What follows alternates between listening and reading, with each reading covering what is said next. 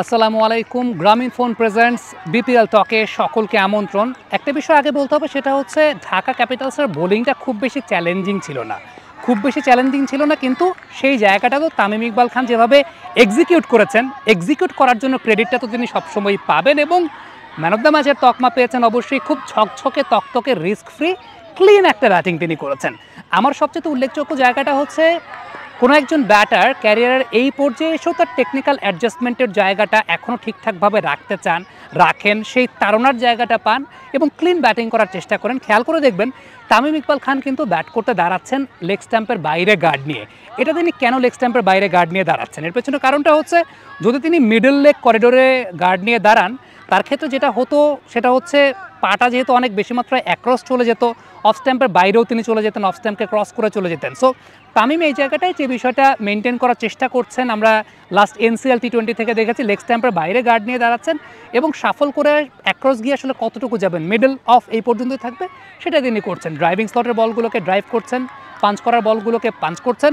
কোনো ইম্প্রোভাইজিং না, কোনো এমন কিছু না যে ম্যানুফ্যাকচার শট, সেরকম না।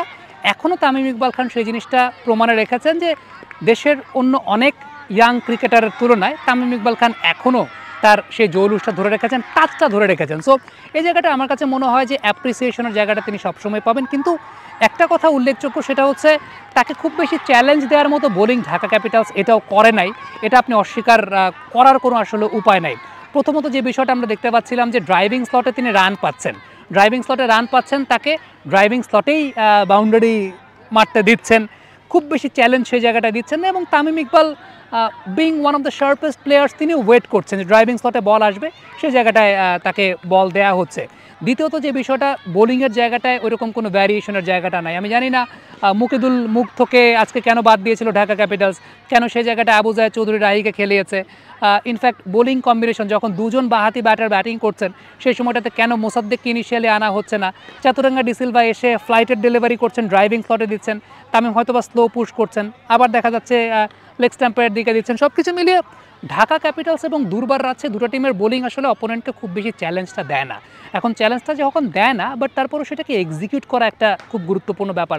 সব ব্যাটাররা কিন্তু সেটাকে এক্সিকিউটও করতে পারেন না। দিন শেষে এই দুইটা টিমের বোলিং অপোনেন্টকে যেহেতু চ্যালেঞ্জ দেয় না, মানের জায়গাটা থেকে আসলে খুব বেশি স্ট্যান্ডার্ড ক্রিকেটটাকে যে তারা দেখাচ্ছে, ব্যাপারটা কিন্তু সেরকম না। সো স্ট্যান্ডার্ড লেভেল ফল করার একটা ব্যাপার তো অবশ্যই আছে, কিন্তু এর মাঝেও দিন শেষে ব্যাটারকেও এক্সিকিউট করতে হয়। এবং তামিম এখনও যেভাবে আসলে তিনি তার কাজটা করে যাচ্ছেন, অপোনেন্ট টিম যেরকম লেস কোয়ালিটির বোলিং করুক না কেন, তিনি তার কাজটা করে যাচ্ছেন, এটা হচ্ছে সবচেয়ে ইম্পর্টেন্ট ফ্যাক্টর। এবং সেই জায়গাটা তামিম বেশ ভালো মতো করেছেন বলেই আমার কাছে মনে হয়েছে। কমেন্ট বক্সে আপনাদের মন্তব্য মতামত জানতে চাই যে ঠিক এই সময়টাতেও যেভাবে তিনি ব্যাটিং করছেন, এটা আপনাদের কাছে কেমন লাগছে এবং আগামী দিনগুলোতে ফরচুন বরিশালের এই দলটার টপ অর্ডার কম্বিনেশনটা আপনি কীরকমভাবে দেখতে চান, সেটাও লিখে পাঠাবেন। Thank you.